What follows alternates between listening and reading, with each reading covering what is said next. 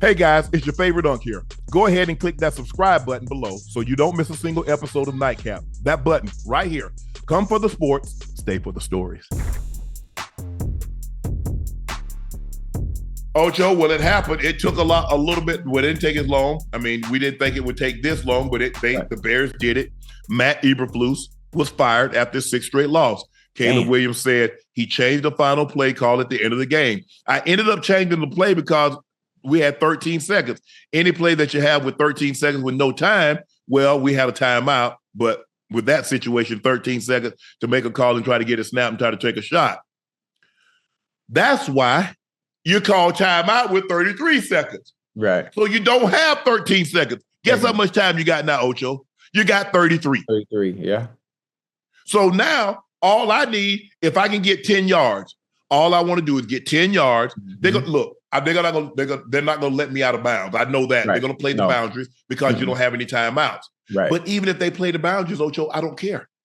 I don't care. I can get my field goal unit on. I can get the guys that's not on the field goal unit off, and I can get a kick up, get a kick, snap, down, kick in 18 seconds or less. 18 seconds, that's the cutoff we use. Now, some people say they can stretch it and maybe get it to 16, but our motto was we always wanted 18 seconds, and we practiced it religiously. Go. And yeah. But he was let go. Bears safety, Jaquon Brisker, didn't hold back when the news of his head coach was fired. He said, God don't make mistakes. You know what that means? We saw last night, we saw Keenan Allen said the players played well enough to win the game. All right. There's 2 times. The underlying tone tells you all you need to know. The frustration was already built up. It was continuing to build. The players were frustrated. You DJ keep making the same mistakes, though, Ocho. Huh? It's like Ocho. It's like a player. Teams will tolerate a player if he makes a mistake, but you keep making the same mistake. They're going to say either it's the way we teaching it, or the way you learning it, or you just don't give a F. Yeah. Now, if maybe you're visual, I'm a visual learner, Ocho. You just couldn't tell it. I need to see it on the board. Let me see it on the board, or let me see it on the page. Let me see it on the paper. Okay, you want me to go here? Okay. Now I got you. Right, bro. Chad, they will get your ass up out of there if you keep making the same mistake. Quick. Or unless you elite, you got to be elite. Now, but if you elite, you ain't gonna keep making that same mistake. Yeah. You're right. But the better you are at your position, the more value you hold to a team, the more grace you get. Yeah, true. Absolutely.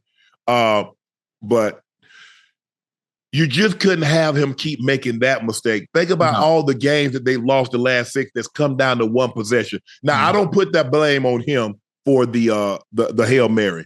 Right. Because he called a timeout. He had him in and 29 was horse jacking around. I mean, he was bull jiving, Ocho. He was bull jiving. And then they called it, they had Green Bay dead to right. And then that kick get blocked. And they said we should have. My thinking is, Ocho, if they blocked it, they were gonna block it. You guys got you guys got to what you call them? You got to hold up. Yeah. Just because you line up to kick a field goal, that doesn't mean they're gonna let you. If you know, it used to be, Ocho, when you line up to kick a PAT, Ocho, they would let you. Guys wouldn't even rush. Yeah. Now, because they backed it up, say 10, 15 yards, guys rush. They actually try to block the PAT. Now. They feel like they have a better chance of now. So, who is the best coach to fix the Bears? Hey, I said it yesterday, and I'm gonna say it again. I like Belichick. Okay. I like Belichick. Will he actually take the job? I'm not sure, but I know wherever he goes, he has to have a quarterback at the helm, and he has a quarterback. He does. He has a quarterback in Caleb Williams. And if there's anybody that Caleb Williams can benefit from as a head coach, it would be the coach that has 6, 7 Super Bowl rings. You know, I mean, that's just me. I could be wrong. Some people might not like it, but I like it. New England, Chicago, same weather. You know, windy city, snowy city. You know, I mean, Bill is used to that type of atmosphere. You talk about if he had the opportunity to coach, man, the organization is going to give the keys over to Bill. Allow him. We're going to let you do what you need to do to put us in position to be a winning team year in and year out and compete for a championship. I know that. I think the thing that's concerning to me is that Coach Belichick only knows one way to coach. And he wants to coach everybody, all his quarterbacks, like he coached Tom. Tom could take that type of coaching. Mm-hmm. Everybody can't take that type of coaching, Ocho. But as a coach, the really great coaches know how to get through to a player using different techniques and tactics to get the same point across. You can't dog cuss. You can't be condescending. You can't be flippant or dismissive. Just because, well, I was that way with Tom. Okay. You might be one way in a relationship with one young lady, but you try that with another young lady and she gonna slap fire at you. The same thing. You might be one way with one boyfriend or in a relationship with someone, and you talk to them that way, they're not going to tolerate that. But the objective is to understand what is the best way, Ocho, that I can get through this player, that I can get through to him, that he understands what I'm trying to say. Some people, you can coach like Tom Brady, clearly Tom. But see, the thing with Tom, and I saw this very early on, Tom wanted Coach Belichick's approval. Mm-hmm. Just one time he wanted to say, Tom, you did a great job. Right. Tom, he never did that. He said the team played well. It wasn't just Tom. A lot of other coaches will always, Peyton played unbelievable. Aaron Rodgers played great. John Elway, Dan Marino, yada, yada, yada. Mm-hmm. Coaches, that's not what Coach Belichick did. We had a lot of guys that played well.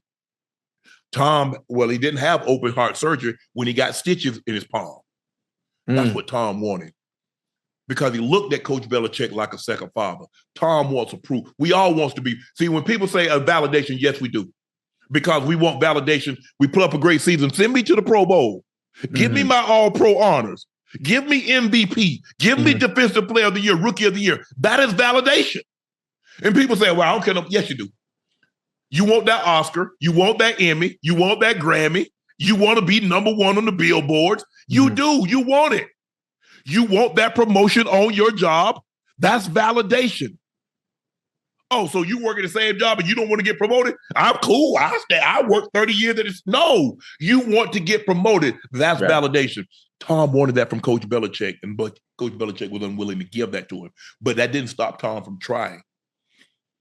Win after win, Super Bowl after Super Bowl.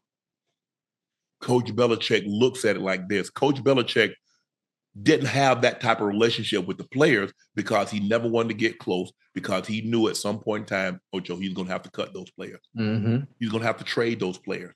It's kind of like in the military. That's why they don't let higher-ups have relationship with subordinates. It clouds your judgment. Coach Belichick says, I'm not going to let any of these players cloud my judgment. So I'm going to keep them at a distance. As my grandfather used to say, boy, I'm going to feed you with a long handle spoon, which means I'm not going to let you get too close to me. Coach Belichick needs to understand everybody doesn't have the skin, that Tom had. So you can't coach him like that. Yeah. How do I coach this guy, but get the same results that I got out of coaching another guy another way? Right. I mean, he done been around the game long enough now. You know, you got to think about how long he's been around the game. Yes. He's dealt with different players, and I'm sure he can adjust, especially to the time. Well, why didn't he adjust with Mac Jones? Oh, Mac Jones was horrible, Coach. Ocho, well, hell, when you give me somebody, hey, I tell you what, Ocho, I'm going to have a defensive lineman to be your receiver coach. I'm going to have him trying to tell you how to run routes. How that's going to work for you, Ocho? And now I'm not talking about see, now you looking at your year 6 or year 7. I'm talking about a year 2. You hear what I said, huh? Even if you have someone that's coaching you at a position that's not his original position, you still have to be able to play said position. And if you can't, the guy went to the Pro Bowl as a rookie, so he just forgot how to play.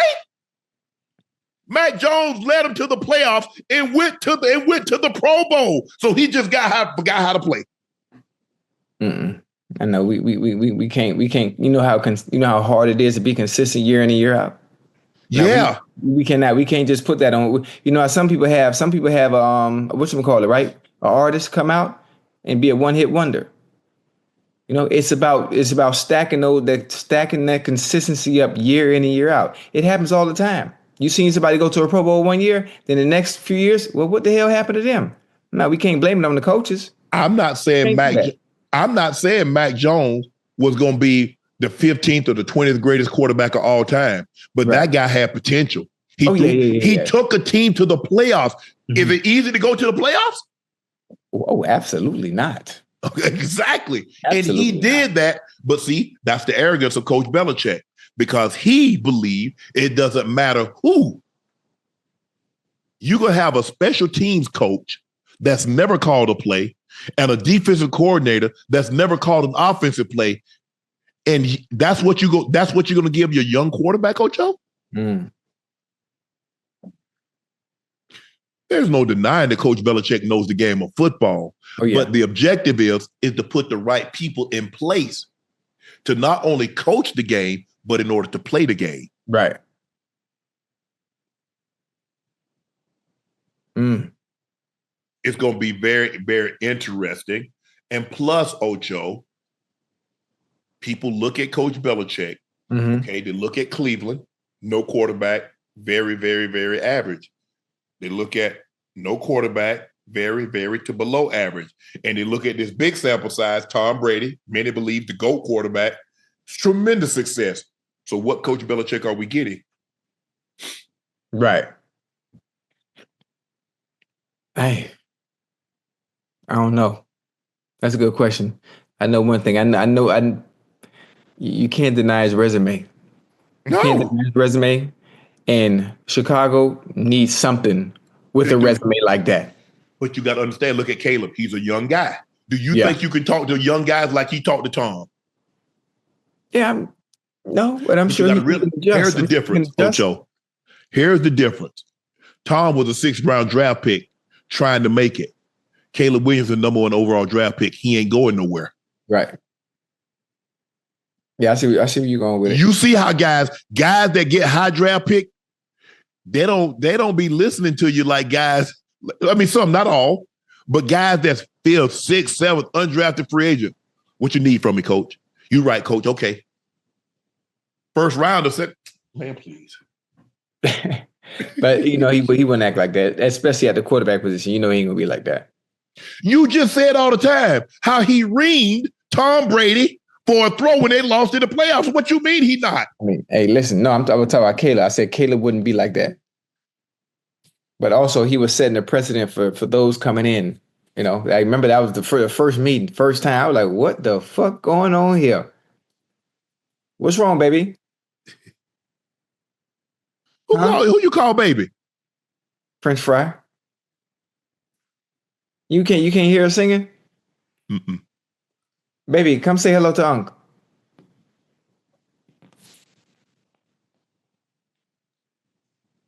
Come on. She just waking up. Oh, okay. So we haven't decided on the coach yet. So we'll see. Yeah.